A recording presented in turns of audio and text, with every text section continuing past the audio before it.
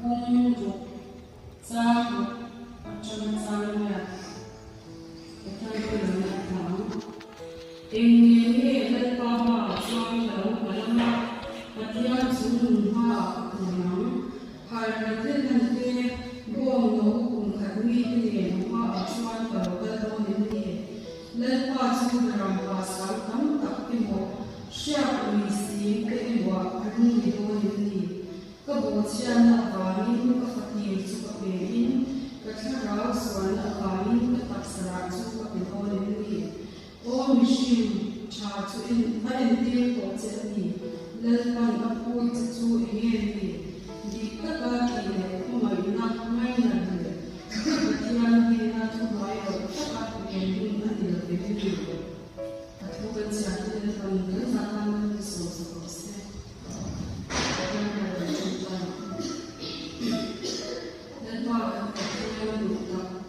cổ sở hữu tên mình không phải học mình phải xoay của giá nhà em cổ sở hữu tên mình phải sống lắm cả đôi thì cuộc sống thì sống thì bật hôn tên mình đồng hôn rồi hôn tại nơi nhà mình phải xoay sống suốt đời thủ hàng sự chế mình cho nên là giá nhà bản thân thổ thì phải tạo ra đồng là na nhưng ngọc cũng mới học cùng tiền lâu khăn đôi thì chung cùng lâu thở là tên cổ sân khô thế nào của mình thì bên sống sống thì của mình cùng thở ta là chỉ sống sống cái có sạch chỉ sống sống cái vấn đề này thôi thì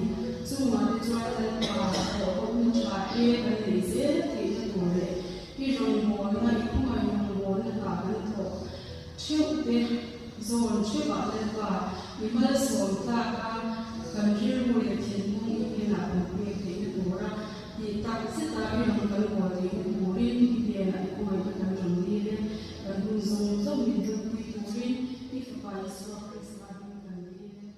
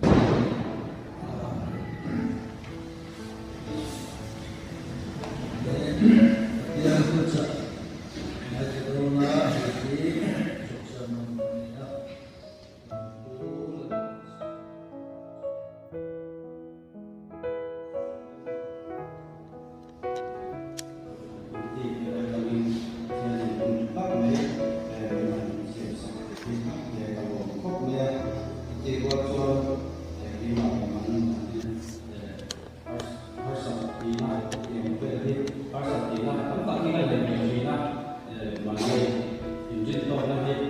cái này để được bây giờ trồng cam gì để nó đi mà để hết các sản phẩm gì nên mình sẽ có chú ý nó thì có thì là cái sự thế nó ở đây là cái này khác là cũng như nó kiểu sau một sự tôi mà thiên thiên đi mà rồi con đi thế này là muốn sống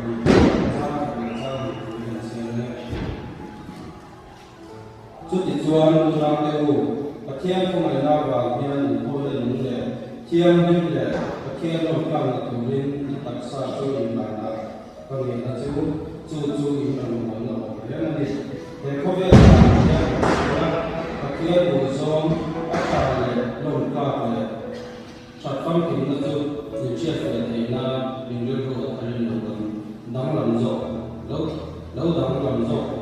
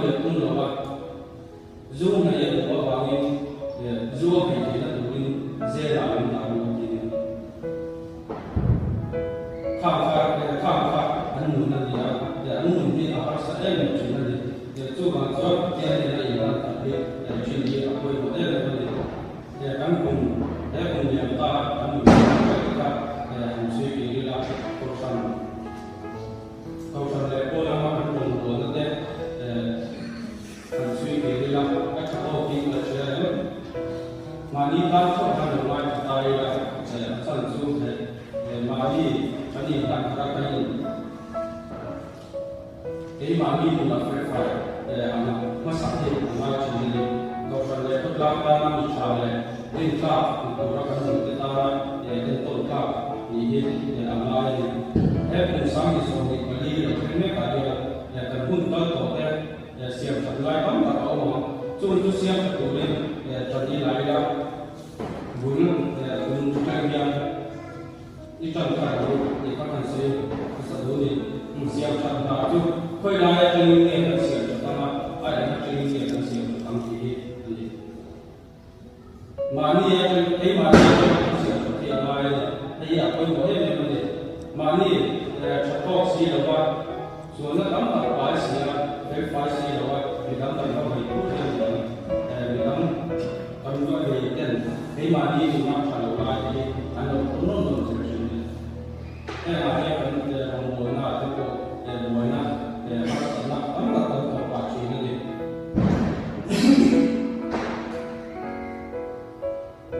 rong mồi nào cái gì rồi nào cái chuyện phần ngay lắm là có mong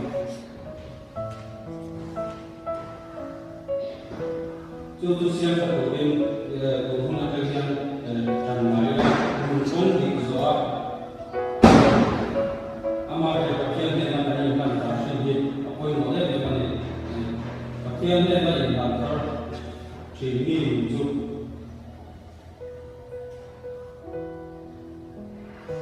anh công số cái bộ anh làm gì nào anh muốn làm gì nào anh muốn làm gì này tất cả cái nào anh cũng chỉ là người ta nói về số cái bộ công nghệ bộ nó sắp tới cái mình bị để đó là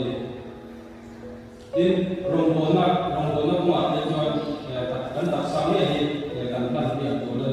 để để xem được có vẻ là nó là cái mình là gì nó thì bài của là cái phần của đi thì là bài của người sinh phim thì anh sẽ làm một cái phần sẽ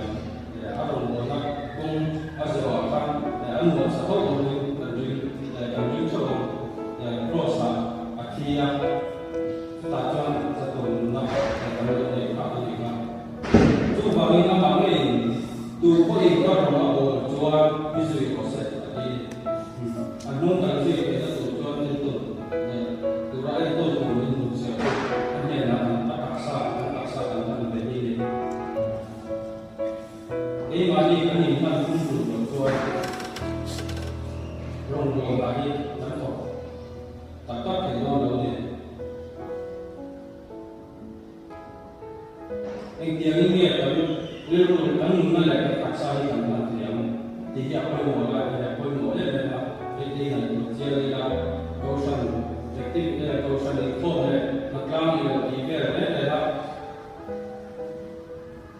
mai quay một xí đó mà đi một cái là lại quay một cái sổ là những mà cái gì thì rong buồn là cái không thể mà chú bảo cho cái mà đi cái tác xa này là cho câu sản đi phô này cái đi phô để chúng ta cái này quay một là cao này cái này quay một thì là để cùng ta ra cho in phô như là sản phô này in tin sản phô này cái in phô rất rất cho cảm giác luôn tu câu sản là cái này in phô mà in phô lại rồi sẽ là ta cho luôn cái tác rồi cảm tác sa để cảm thân đi ngoài cảm ơn na cảm tác sa để ta cảm cho sự nắm giữ trong để soạn thu lấy lại là đi mà đi ở trong công an tôi có về để ở trong về thì có bao nhiêu người nhưng khi anh lên là làm rất là về bị xí là cái này rất là nhiều người một cái vấn đề khi anh lên là bị xí là để có từng khi anh lên là bị xí là để cho ní thì khi anh lên là cái này là để ở quay một cái vấn đề trong tâm trí mình để rong áo rồi thì là vẫn tác xa sẽ là mai sẽ số mai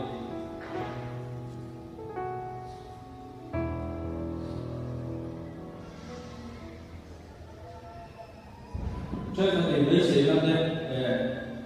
này tôi rồi đi ai mai thế tấm là tấm lòng chuyện hay đi ở sân là chụp để phát hiện nên là cái gì làm thật sự là quá mình cái gì làm thật thì để tôi một câu để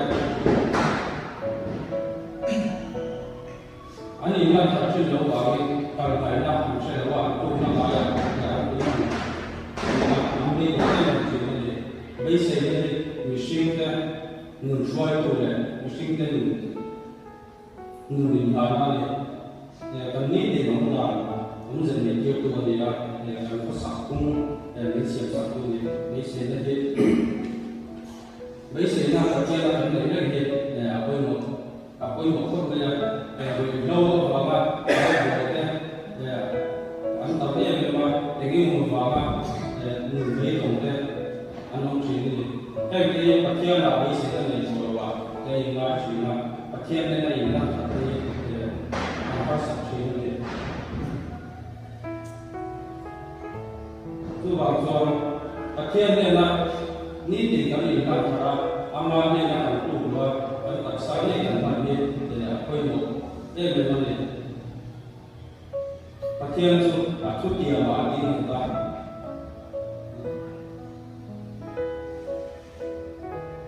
anh đi mua mà các thì có thể rất là nhiều,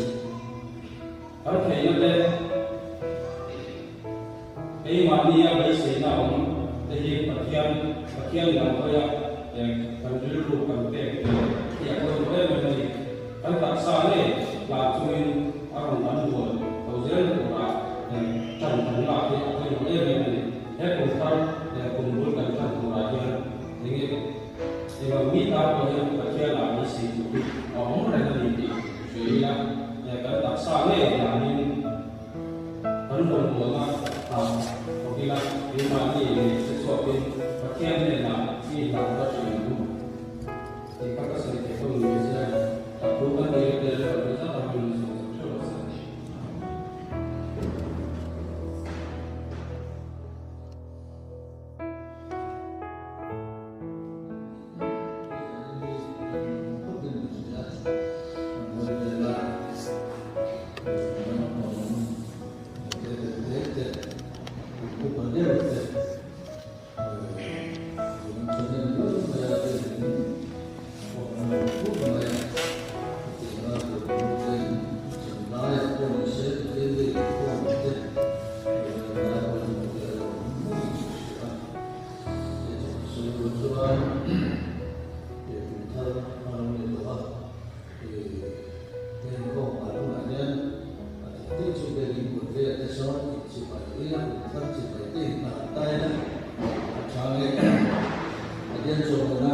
sự